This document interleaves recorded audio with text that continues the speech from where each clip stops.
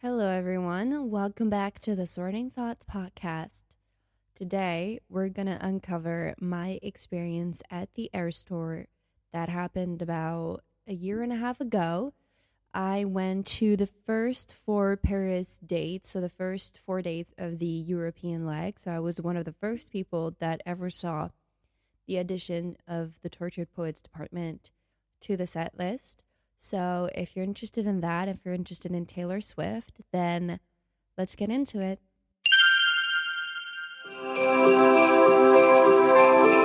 Ho, ho, ho! Merry Christmas! So if you didn't know, Taylor Swift has been releasing a docu-series about the Eras Tour, 2 episodes each Friday starting last week, so starting December 12th. And we're going to get another 2 episodes this Friday, so the day this episode comes out. And then we'll have the final 2 after Christmas. But last week, she also released the final show, the Eras Tour, with the addition of the Tortured Poets department and the whole show being different. So my show. It would be interesting to reminisce on my experience at the Eras Tour and how great of a moment it was in my life. Like, I don't think I will ever forget about this ever. Like, it was so, I was going through such a hard time at that time. And this was literally my light at the end of the tunnel, those 4 dates that I did in Paris, and also being able to watch all of the European other shows through live streams. And I'll never be thankful enough for all these people that live streamed and were literally taking the time during their concert to make everyone else online experience the show. So that was like a whole experience in itself of girlhood, of joy, of like literally anything you can think of that is aligned with joy and happiness. That was what got me through so much. And I think a lot of people can relate to that because I've seen people online say that this has been what's been keeping them afloat, you know? So I thought, why not finally talk about it since she's been releasing a lot of things about the Eras Tour. And yeah, I want to talk to you guys about how great of an experience it was, and bring you on the journey of what the Eras Tour was if you didn't have the chance to attend, or just reminisce in general in case you didn't have the chance to go. So let's get started. So let's start at the beginning of beginnings, and that was when Taylor announced the Eras Tour. She first announced it for the United States.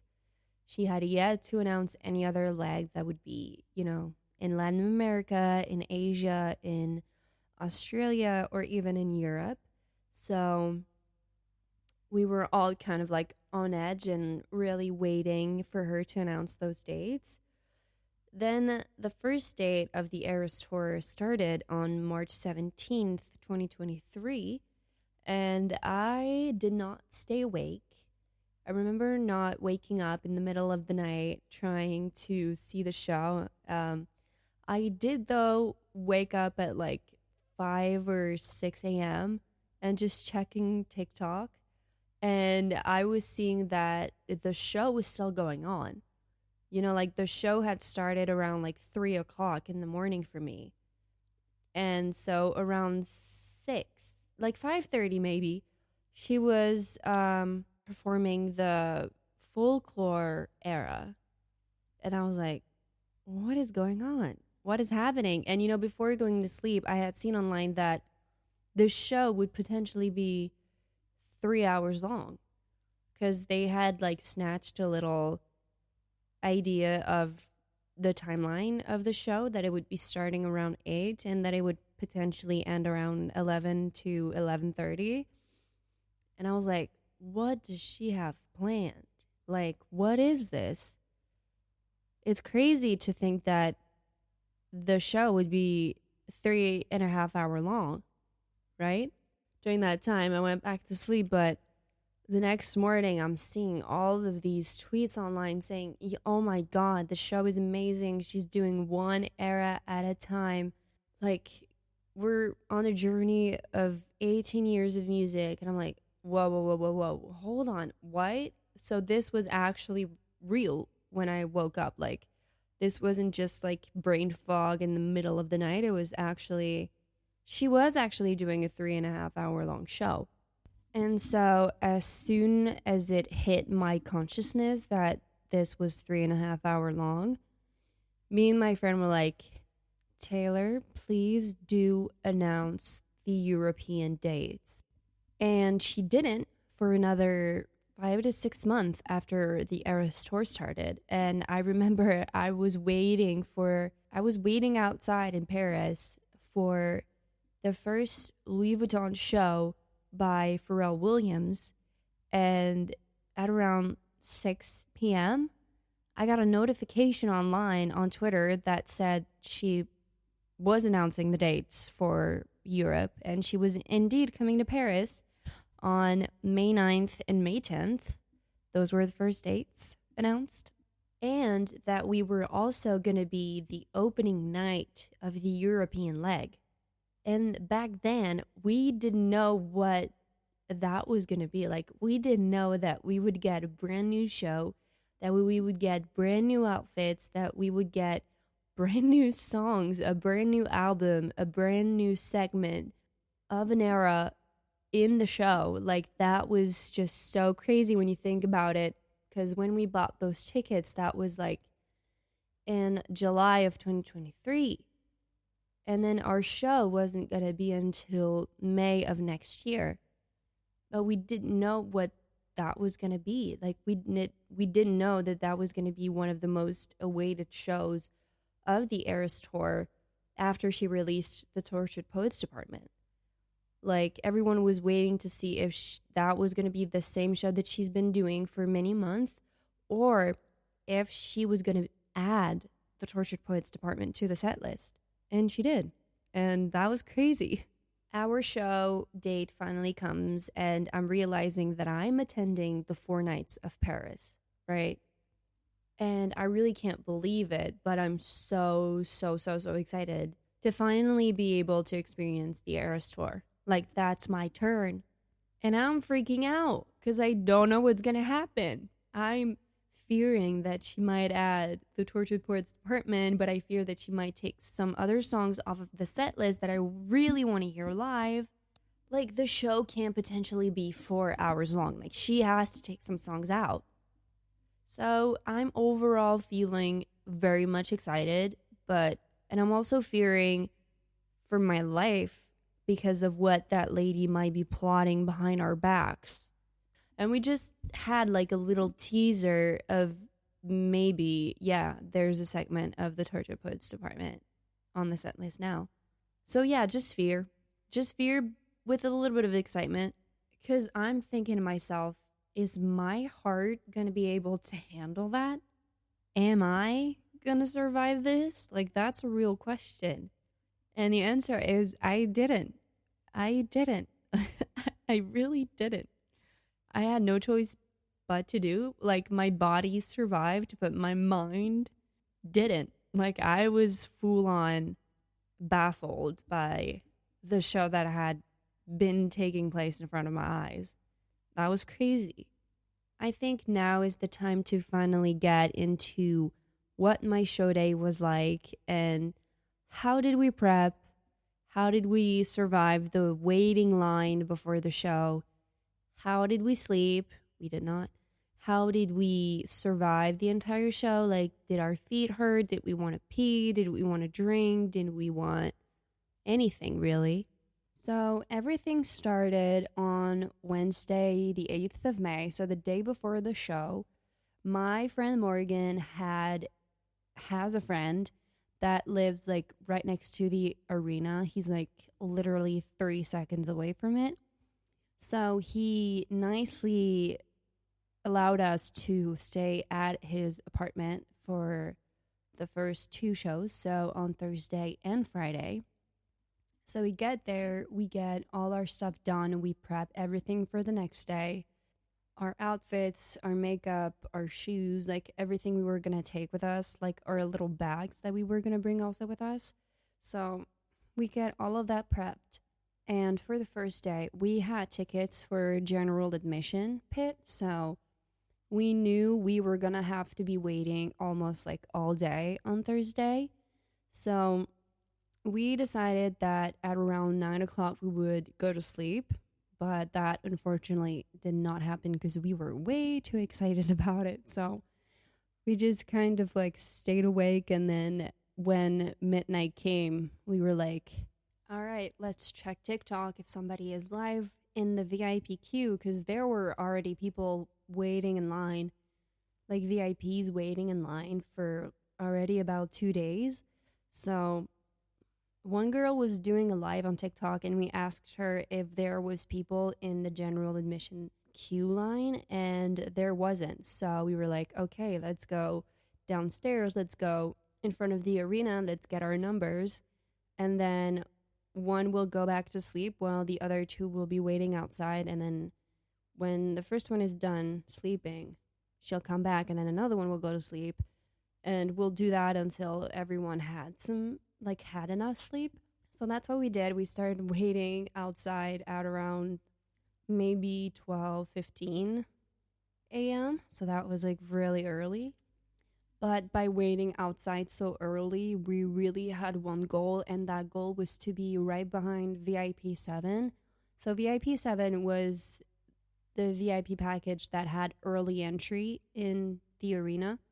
So we really wanted to be like right behind them. And we had done that already for the Future Nostalgia Tour in 2022. We started waiting way later during the day. Like we started waiting at like 8:30 in the morning. But we were like number 60, I believe, 59 and 60. And we were just like barricade right behind early entry. So that was really our goal. Actually, we were actually not right behind VIP early. They were gathered at one specific area of the stage. And so there was a lot more free space at different spots. So that's where we stayed at. And we were like second row. So we really saw Dua Lipa really close. And since Taylor hadn't been in France since like the Speak Now tour and I hadn't had the chance to go and neither did my friends, we were like, well, we've been listening to this lady for like 18 years, so might as well make it worth it, you know? Because we really have no idea when Taylor is going to go back on the road and have another tour, so let's just get the full experience. And from past concert experiences like Ariana Grande's Sweetener World Tour and Dua Lipa's Future Nostalgia, I was like, I love to spend the day queuing with other people and you can sympathize with them, maybe become friends with them, and then you'll probably talk about like why you're a fan of Taylor and why you're so interested in her and like what's your favorite era, what's your favorite song, what's your favorite album, like all these different kind of things. And then you come to realize that you are actually connecting on like a really high level with people that you don't know from different cities, from different parts of the world, from different social backgrounds, you know, and we relate all to the same person. And that's just like one of the most beautiful things in the world, I feel like, because music can bring so much people together. And that's just so beautiful. Because in other circumstances and social circumstances, like you probably would have never met those people. And just because you share the same interest and the same love for the same artist, you met those people, and that's crazy. So, overall, the waiting line atmosphere was really great. Like, people were very nice. People were, well, depends on a few people, but 90% of the people that we were around with were nice. We had a lot of fun waiting in line with them. Like, We exchanged a few bracelets here and there. We joked, we laughed, we sang, we danced a little bit, and yeah, we just had a great time waiting with them. But of course, some things have to go down a little bit. It all can't be perfect because life isn't perfect. We had two different waiting line areas.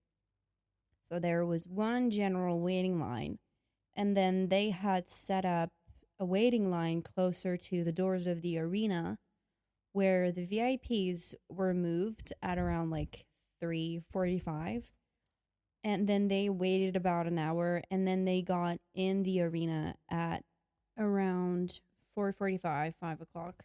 So when these people were moved, we were also moved. And that's when the real faces of people started to reveal themselves. Like, I don't think I've ever experienced that ever in my life where people lost all senses of humanity. Like, it was war. It was like the lion's den. And all of a sudden, all the sympathizing turned into hating. So there was still a few people that were nice, and we helped each other out to stop people that had gotten later in the line to try and go in front of us. Because in Europe, the general admission pit is not seated, it's a pit. And it's literally first arrived, first served. Like, you can't come and start waiting at like 10 o'clock and expect to go in front of the people that have been waiting since midnight.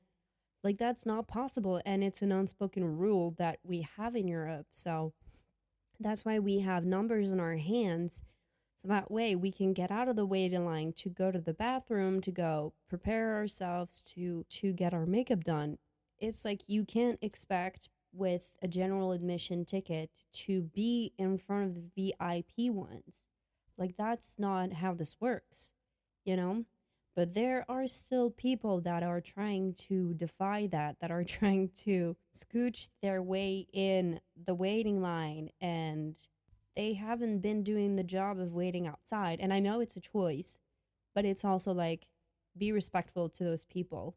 You know, if you wanted that spot, you should have gotten your ass up. So, yeah, about an hour before the door opened, it was all a little bit tense. Like, we really had to run. We had to, like, literally put our arms out so that we could stop people that were far behind in the line to be in front of us. Like, that was crazy. And the sun had gone up, and we were like, we didn't have anything to cover ourselves. So we really were getting hot. We didn't really drink that much because we didn't want to interrupt our experience of the concert and have to go to the bathroom. And when you're in general admission pit, it's also an unspoken rule that you can't move to go to the bathroom. Like, once you're put, you can't move. Like, you can't go around and visit the arena. Like, you can't go and do shit. Like, that's the golden general admission is much more relaxing, is much more chill. But general admission, it's war. So once you're in your spot, you can't move. And there's no room for you to move, literally. But back to the waiting line before we got into the arena, as we were getting closer to like the scanning machines that scan your tickets, we could see the inside of the arena. So we could see like the giant main screen of the Eras Tour stage. And I was starting to freak out. Literally, I was like hyperventilating, and my friends were like, no, don't start now. We still have to get inside. So keep your shit together, and then we'll cry together once we're inside and once we see where we're at. So we scan our tickets, and then we run. Like, I don't think I've ever run so fast in my life. We run. We snatch out of like the ladies' hands the bracelets that light up, and and we go for it. And then once we're inside, we're like letting all the nerves out, and like we're really starting to cry, and we're like, oh my god, we're finally there. Our tickets worked. They were not fake, even though they weren't fake because we bought them off of Ticketmaster. But even though you bought the tickets and they're real, you're like, there's always a little doubt that installs, and you're like, oh my god, I hope it works, because if it doesn't, I don't know what I'm gonna do. Thankfully, they worked, and we were so happy, and we couldn't wait for the show to start. We were all asking ourselves questions because there was a few screens that were saying that the show was being recorded, and we were like, "Oh, hold on. Are they filming like something about the Eras Tour, like a docu-series maybe?" And they were. But they were also shooting a music video for I Can Do It With a Broken Heart. And we didn't know that at the time. That was only revealed to the fans at the last date of the European leg in London at Wembley Stadium.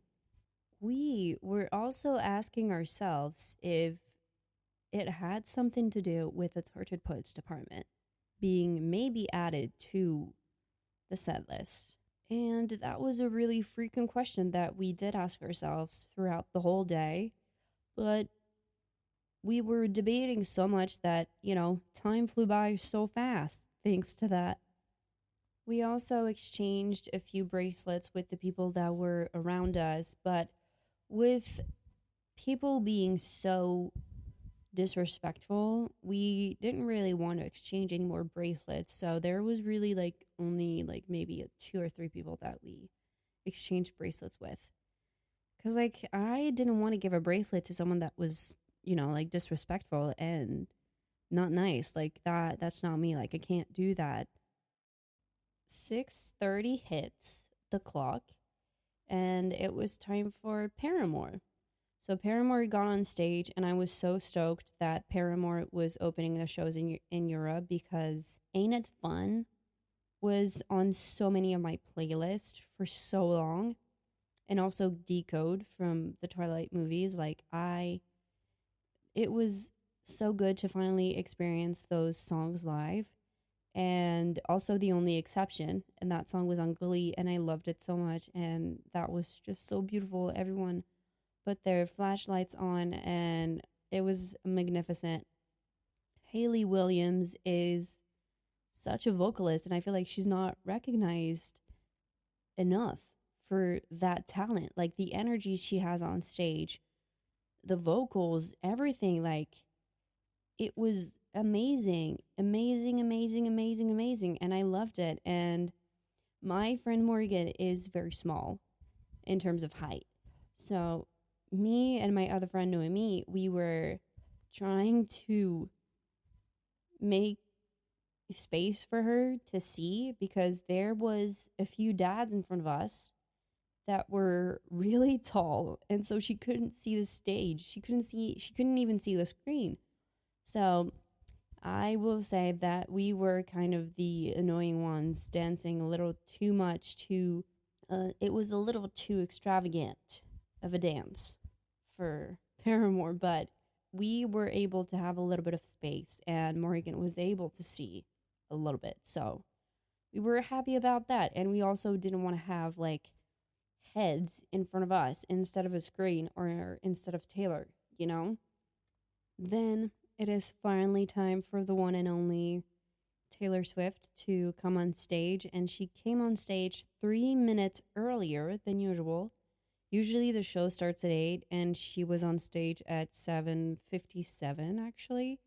So we all got a little suspicious about that, because we were like, oh my god, is this show going to be longer than what it was before? Is she adding the Tortured Poets department to the set list? And also when the intro started, and it reminisces on all the eras. So you hear Taylor say Evermore, Folklore, Midnights, Lover, Red, and also My Name is Taylor and I Was Born in 1989, Reputation, Fearless, Speak Now. Like all of the eras are named. And there was one specific sound, but we couldn't make out what it was. Like, I was so out of my mind that I didn't pay attention to what was said. And what was said was actually straight from the Tortured Poets department. And that's, everyone freaked out.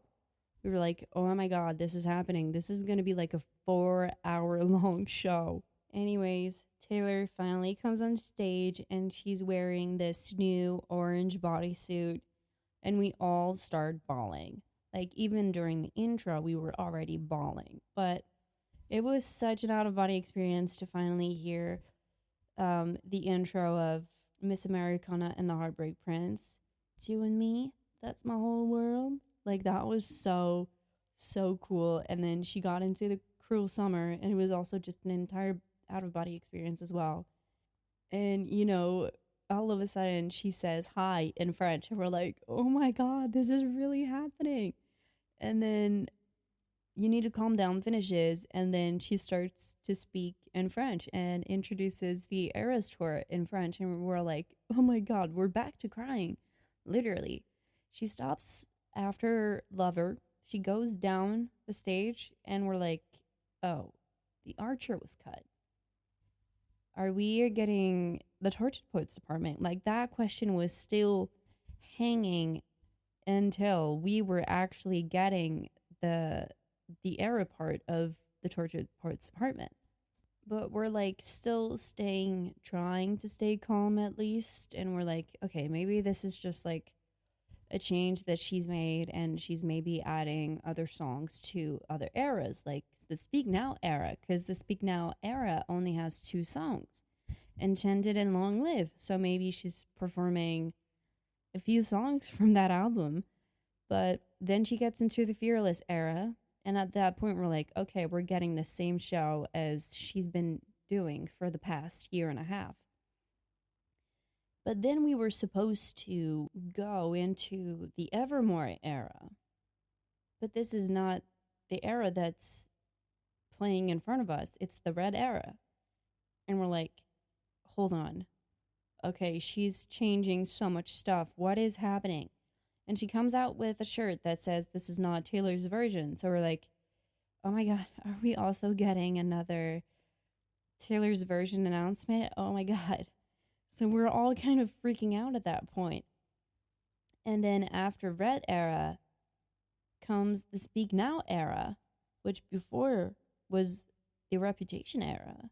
So we're really all freaking out at that point and wondering what is happening in front of us. Like, what we want answers. We're like, I'm like, personally, I can't take this anymore. Like, my heart is gonna leap out of my chest, and I'm just gonna end up dying. Like, I'm not even gonna survive this concert anymore. And then she mixes the Folklore and Evermore era, and so at this point we're like, oh, we're definitely gonna get it. Like, there's no way she would be mixing both the Folklore and Evermore era when they both had distinct parts in the first set list, And simultaneously, we're also mourning the loss of the Archer, Long Live, Tolerate It, and The Last Great American Dynasty. We're like, we wanted those songs though. Like, we were like, we really wanted to experience those live. And then 1989 set finishes, and she doesn't take her usual exit. And we're like, oh shit, is this happening? Like, is this it? Are we getting it? And we were, in fact, getting it. And the whole arena freaked out so much, I almost lost my earring. And I was wearing protective things in my ears. So this is how loud the crowd was. And then we discovered the songs that were part of the TTPD era. And she started with But Daddy, I Love Him. And then went into So High School. We freaked out. Like, happy tears for Tay Tay. And then she went into Who's Afraid of Little Old Me. And then she was on this moving platform and doing like theater stuff. And we were like, oh my God, this is so cool. And then she went into Down Bad. and then Fortnite, and we were all expecting Post Malone to pop out. I think every single shows in Europe were expecting Post Malone to somehow show up on stage, and that would have been so cool, but it was still great. Like every time her dancer Yawn was coming out, everybody was freaking out thinking it was Post Malone, but it was actually just Yawn. And then it turned into this tradition of like screaming when Yawn was coming out. And then she added the smallest man who ever lived in the bridge.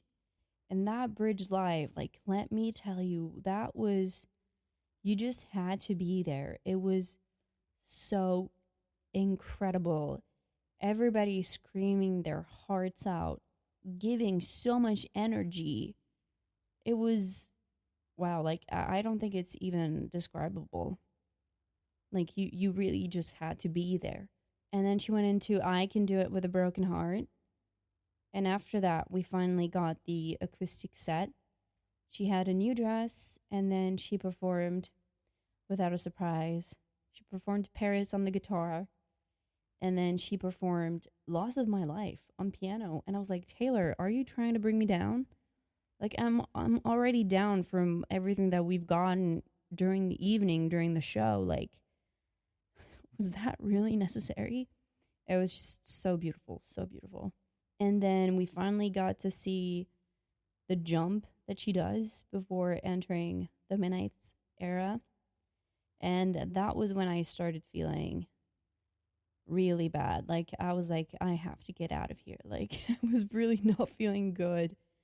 And I watched Lavender Haze, and then I had to sit down and just breathe as much as I could, and also try to refresh myself with the little water that I had. And it was also hot water, so that was absolutely not refreshing. But I tried to get up during vigilante shit, and I was like, no, I'm going back down. Like, I can't. I do not want to faint, so I might as well just hear instead of see. I don't mind. I have 3 other dates to attend, so I was gonna see that part of the show, but I just had to sit down. I was feeling so bad, like, from all the waiting that we did, the lack of sleep that I had, and it was also the first day of my periods, and I was like so dehydrated. It was so, like, it was taking a toll on my body, and my body was just like, girl, you've been awake for more than 24 hours now. You need to go home. You need to go rest. But no, I was not. I got up during Karma. So thank God I saw that. And then the confettis popped out, and it was so good. It was such a great show. I loved it so much. Like, that was one of the craziest experiences I've ever had, and I'm so thankful that I was able to attend, and thankful that I was able to attend the 4 shows. Like, it was so crazy. We were so tired. Like, I don't think you can imagine how tired we were. Like, as soon as we got out, we stopped at a bar and ordered a Coke. Like, that was our juice. Like, this was the juice that brought us back to life, literally. And then after that, like, we were saying to ourselves, tomorrow, we're not even getting to the arena before 7 o'clock. Like an hour before the show is supposed to start. Like, we've seen Paramore. They're gonna do the same set tonight. Like, they're gonna do the same set as they did. So we're like, we're chill. We're chill. So we didn't get into the arena until 6:45. And it was so chill. Like, I brought all the bracelets that I made, and I exchanged with so many people, and it was so fun. And I even, on the 4th night of the Paris shows, I even exchanged a bracelet from someone that was from Palestine. And I was like, what are you doing here? Like, that was crazy. Like, there was so many people at the Paris shows, like, not only French people. Like, there was so much. There was Italian, there was Spanish, there was Americans, there was French, of course. There was just so many people. And the three last nights were also much more chill. Like the people were happier. Like it's like there was so much tension and pressure on the first date that everybody was just like miserable and not happy and just like, yeah, it wasn't the best. Like it was the best in terms of being the first show back and discovering and being the first ones to discover the TTPD set and also a whole new show, right? But in terms of experience with the people, it was so bad. It was so bad. But then Friday, Saturday, and Sunday were so cool overall. There was no pressure. Like it was just about enjoying the moment and enjoying it with the people around you and just like, yeah, it was amazing. But anyway, this was my experience at the Eras Tour. It was just so incredible and it was so specific, like being the first show back to have a whole new show, a whole new era, new outfits, new songs, like new everything basically. And it was just so fun to experience all those eras live that I wish I could have experienced a lot sooner, but it was just so good. Like during each era, I felt like little old me was actually the one experiencing the era, so it was very interesting, but like it was like it healed so much of my inner child. Like when Fearless came on, I did not expect to cry during the Fearless era. But I cried so much. Like I literally called my mom and I was bawling my eyes out because she was playing You Belong With Me and Love Story. And that's literally the first few songs that I've ever listened of Taylor. I remember listening to Teardrops on My Guitar, Cold as You, but that was also at the same time as You Belong With Me and Love Story. And so it was all so surreal and yeah, it really healed a part of me and I want to experience this as early as possible. Like that was a very exhausting tour. But yeah, I can't wait to experience something like that again. I can't wait to go to another Taylor Swift concert with my friends. Like that's really all I wish for and I hope I'll be able to go. And for anyone who hasn't been to those shows, the two movies that she put out are really the closest things you'll ever get to experiencing it, but it's just as amazing. Like it was so great and I hope you'll be able to attend the next few tours that she'll probably do. I hope so. But I think we've all experienced it also with the live streams. Like I'm so grateful for that. I'm so grateful for the people that sacrificed their shows by streaming it and it really felt like no one was missing out on it cuz you were able to watch it at home. And that was just so good, so crazy. It was so good. I miss that. I miss that era really of the Eras tour. Like I miss tuning in at 8 p.m. on TikTok on Thursdays, Fridays, Saturdays, and Sundays. Like that was so good. It was so enjoyable and like it felt like you were really not missing out on the acoustic sessions specifically. So that was so good. And also the Swift games that people set up and you were also able to like theorize what outfit she was going to come on in and the potential mashup songs that she was going to do maybe. So yeah, it was all so crazy and so good. Like I'm so glad I was alive to experience this. Either it was in person or just through live streams.